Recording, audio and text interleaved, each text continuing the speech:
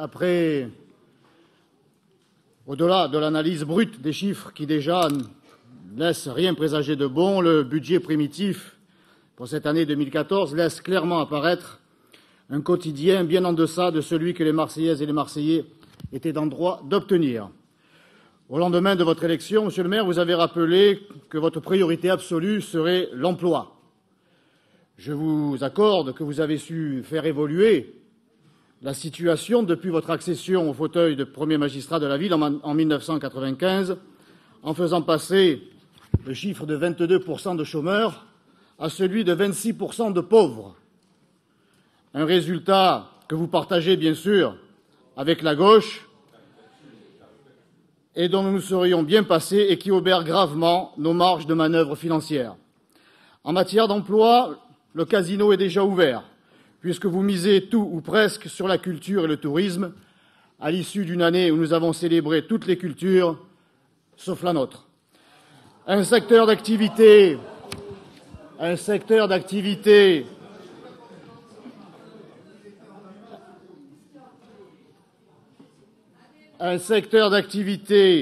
capricieux, instable, sensible aux moindres changements économiques et aux agitations géopolitiques qui, nous le savons, le seront encore plus tendues dans les mois qui viennent. La nécessité de marcher sur nos deux jambes économiques ne vous effleure même plus, car de maintenir une industrie à Marseille ne fait plus partie de vos ambitions. Vous vous en remettez à Euroméditerranée, ce projet d'État de 25 ans d'âge qui n'en finit pas de sortir de terre et qui déséquilibre gravement le développement économique de notre ville, abandonnant notre hypercentre à la paupérisation et à l'immigration massive. Vous vous prononcez pour la sauvegarde de nos commerces de proximité tout en favorisant le développement des mégacentres commerciaux, ce qui semble pour le moins contradictoire. La sécurité est à peine évoquée, tout comme le sport qui, malgré vos ambitions, nos ambitions de capitale européenne, reste le parent pauvre de ce budget.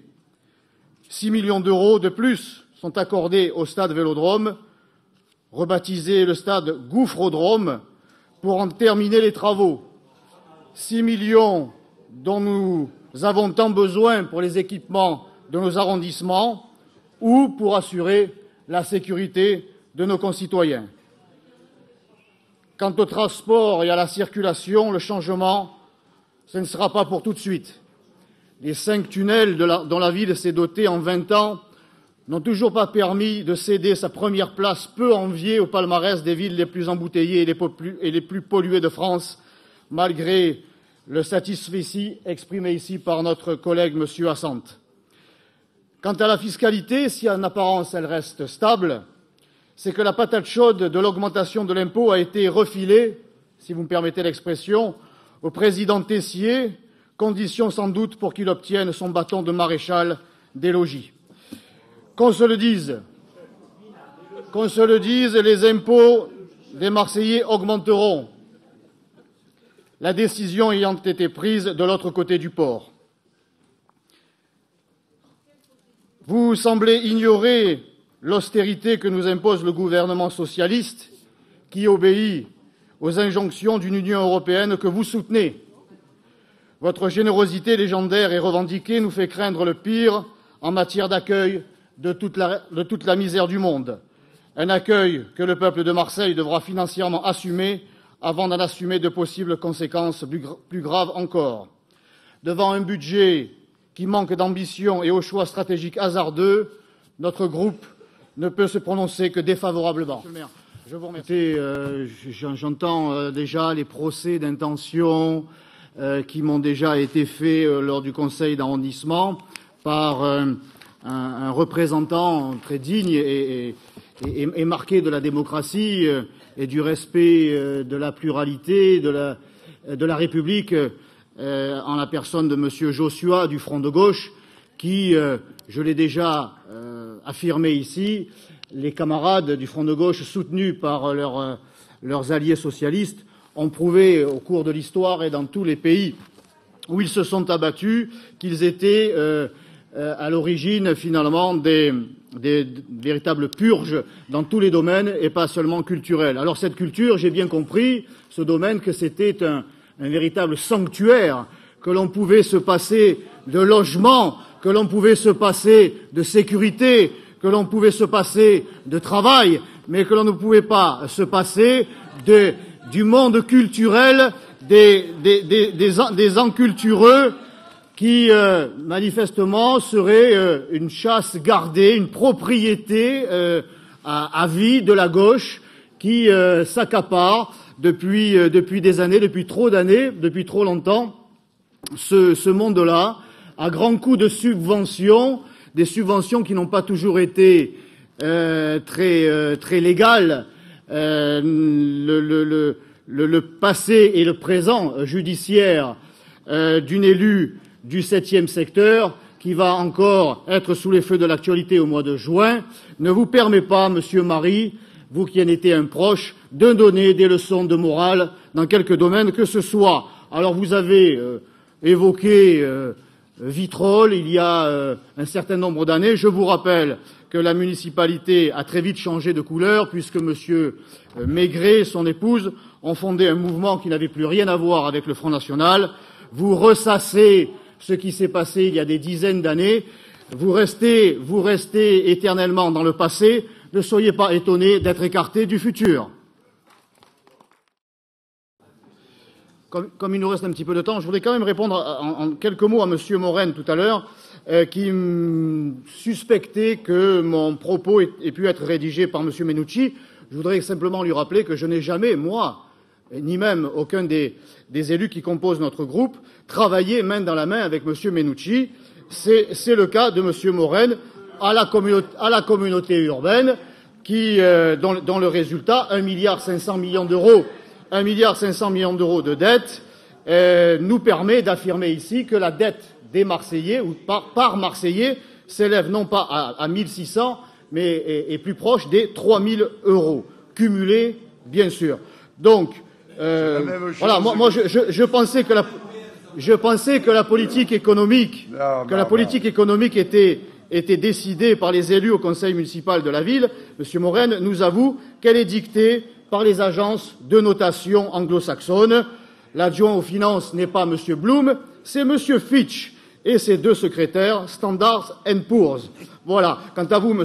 Bloom, très brièvement, votre autosatisfaction couronnée par une question un peu méprisante, que voulez-vous de plus? Eh bien, je vous invite à aller poser cette question avec le même ton, avec le même mépris, à celles et ceux qui, dans les quartiers nord en particulier, mais sur l'ensemble de la ville, eh bien, s'agglutinent de plus en plus nombreux dans les files d'attente devant les locaux des Restos du Cœur, de l'Armée du Salut ou encore, tout simplement, du Pôle emploi. Je ferme la parenthèse pour revenir au dossier 79, qui ressemble étrangement à celui qui avait un petit peu soulevé l'indignation de nos concitoyens à propos du financement du concert de M. Guetta. On nous demande de participer à hauteur de 165 000 €, ce n'est pas rien, pour le tournage d'une émission, je le prononce à la française, pardonnez-moi, La Bachelorette, une émission tournée à Marseille par la chaîne américaine ABC. Alors je m'étonne que les Américains, déjà, on connaît nos amis américains pour ne pas avoir recours à l'interventionnisme de l'État. Eh bien là, manifestement, ils acceptent. Alors ont-ils demandé, est-ce une initiative de votre part, ont-ils demandé aux contribuables marseillais de payer une partie de leurs frais? Et voilà, donc je m'étonne qu'une chaîne privée de surcroît, américaine, étrangère, souhaite que les contribuables marseillais puissent mettre la main à la poche pour leur programmation. La chance de tourner une émission dont nous ne connaissons pas le contenu dans la plus belle ville du monde est une richesse qui devrait suffire à elle-même à cette chaîne. Voilà, par conséquent, au nom du denier public si précieux, nous voterons contre ce rapport. Merci, monsieur le maire. Encore une petite parenthèse. J'ai oublié de répondre à monsieur Marie tout à l'heure sur les voitures. Non, mais très vite, parce que c'est important. Et puis, ça a un rapport. Ça a un rapport avec les rythmes scolaires, puisque nous, le groupe Front National, la majorité du 7e secteur offre 300 000 € à la mairie, voilà, aux finances de monsieur Fitch-Bloom, puisque, parmi les 18 délégués, les 18 maires adjoints qui composent donc cette mairie du 7e secteur, eh bien, j'ai choisi 6 conseillers municipaux plutôt qu'un seul. Ils ne percevront donc pas les indemnités des maires adjoints, ce qui fera une économie substantielle de 300 000 €. Monsieur le maire, mais justement, c'est pas cumulatif, c'est ce que je dis. C'est ce que je dis, c'est pas cumulatif, donc ils ne percevront pas. J'aurais pu choisir que des conseillers d'arrondissement. J'ai préféré choisir 6 conseillers municipaux. Voilà, 300 000 € pour les caisses de la ville. Ceci étant dit, monsieur le maire, mes chers collègues, puisque je vois que l'heure tourne et que tout le monde est pressé d'aller à la cantine, la réforme socialiste, tellement socialiste, sur les rythmes scolaires aura une fois de plus fait apparaître le fossé abyssal qui sépare le pouvoir politique du pays réel. Fidèle à sa doctrine de faire table rase du passé, la gauche ne cesse de s'attaquer sur le fond comme sur la forme à ce pilier qu'est l'école et sur lequel repose l'avenir de nos enfants et notre société tout entière.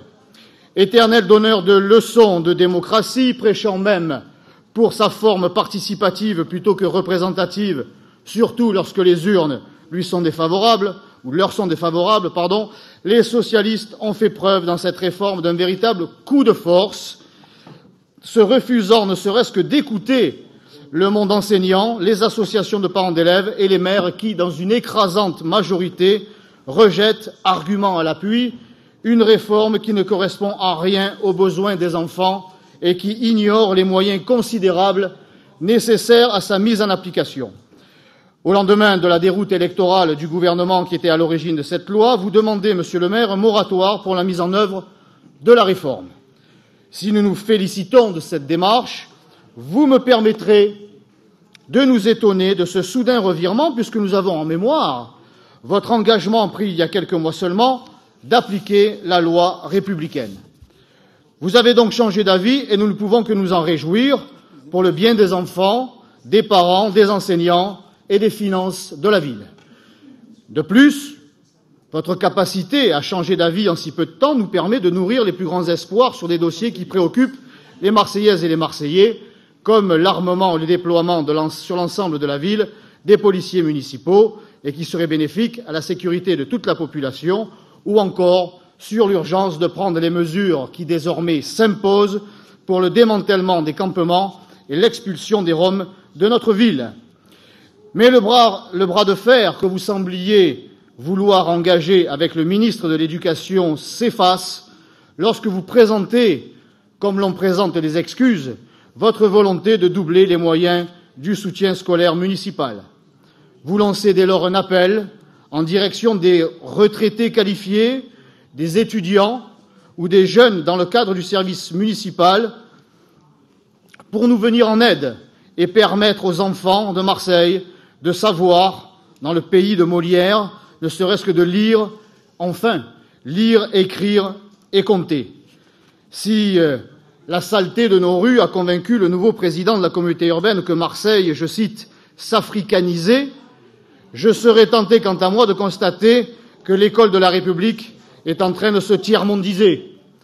Ce SOS résonne comme un constat d'échec de l'éducation qui n'a plus grand-chose de national, car subissant de plein fouet la désastreuse politique d'immigration. N'avez-vous pas vous-même, monsieur le maire, évoqué à ce sujet et à mots couverts au cours de la campagne, en soulignant la difficulté qui était celle de la ville à intégrer les nombreux élèves d'origine comorienne? Je rapporte les propos qui ne sont pas les miens. Je rapporte les propos qui ne sont pas les miens. Vous les trouverez en archive dans le quotidien local. Notre groupe souhaite cependant apporter son soutien aux enfants, à leurs parents et aux enseignants en votant pour cette délibération. Je vous remercie.